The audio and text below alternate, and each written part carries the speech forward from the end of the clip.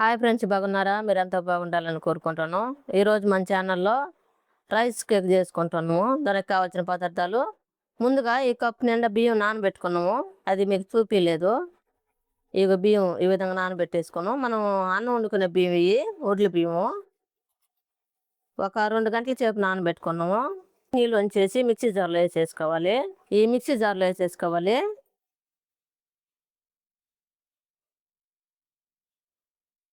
అదేవిధంగా అటుకులు కూడా కడిగి నానబెట్టేసుకున్నాము. ఇవి కూడా ఈ కప్ తోటి ఒక కప్పు తీసుకున్నాము. ఇవి కూడా ఈ బియ్యంలో వేసేసుకోవాలి. ఇప్పుడు కొబ్బరికాయ తీసుకున్నాము. కొబ్బరికాయ తీసుకొని ఇది ఈ విధంగా పాకలు కొట్టున్నాము. ఇప్పుడు ఇది ముక్కలు చేసేసుకోవాలి. ఈ విధంగా ముక్కలు చేసుకోవాలి. ఇవి కూడా ఒక కప్పు కొబ్బరి ముక్కలు వేసేసుకుంటున్నాం. పచ్చి కొబ్బరికాయ తీసుకొని అది పగల కొట్టి ముక్కలు చేసి వేసుకుంటున్నాము. మన వీడియోలు ఫస్ట్ సారి చూస్తున్నట్టు కనుకైతే సబ్స్క్రైబ్ చేసుకొని చూడండి.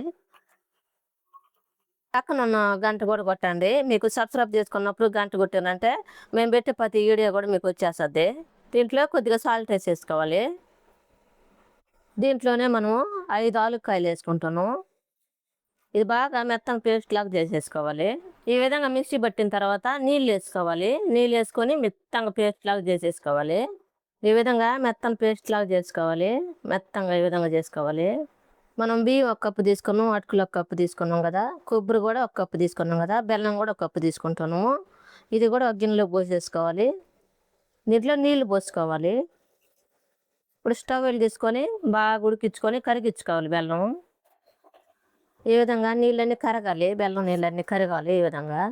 ఇప్పుడు కరిగిన నీళ్ళు ముందుగా మనం మిక్సీ పట్టుకున్నాం కదా పిండి, దాంట్లో పోసి కలుపుకోవాలి. కొద్దిగా పోసి కలుపుకోవాలి, లేకపోతే గట్టిగా కట్టద్ది.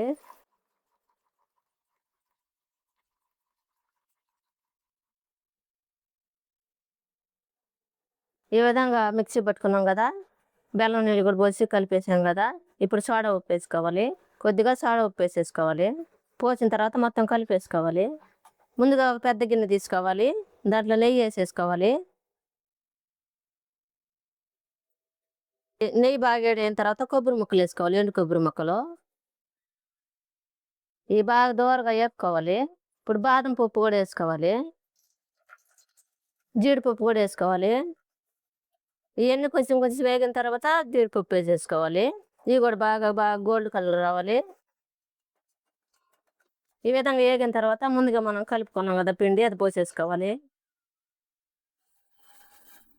పోసిన తర్వాత ఒక 2 నిమిషాలు బాగా మన టైంలో ఉండిచ్చి ఉడికించుకోవాలి. ఆ తర్వాత చిమ్లో పెట్టి ఉడికించుకోవాలి. మూత పెట్టి ఉడికించుకోవాలి. మనం బొరుగు పెట్టుకున్నాం కదా, ఎందుకంటే ఆవిరి బయటికి పోకుండా ఉండేదానికి బొరుగు పెట్టుకున్నాము. ఉడికిందో లేదో చూద్దాము. ఇది ఇంకా ఉడకలేదు, ఉడికిందాకా ఉండేద్దాము. చిమ్లో పెట్టేసి మంట. ఉడికిన తర్వాత ఈ విధంగా దించి పక్కన పెట్టేసుకున్నాము. ఇది సైడ్ అంతా ఈ విధంగా అనాలి. చల్లారి ఒక గంట సేపు చల్లారి పెట్టుకున్నాము. బాగా వేడిగా ఉండింది. ఎంతో టేస్టీగా ఉండే రైస్ కేక్ రెడీ అయింది. మీరు కూడా మీ ఇంట్లో చేసుకుని ఎలా ఉందో మాకు కామెంట్లో పెట్టండి. లైక్, షేర్ చేయండి, సబ్స్క్రైబ్ చేసుకోండి, పక్కన బెల్ నొక్కండి. Thank for watching.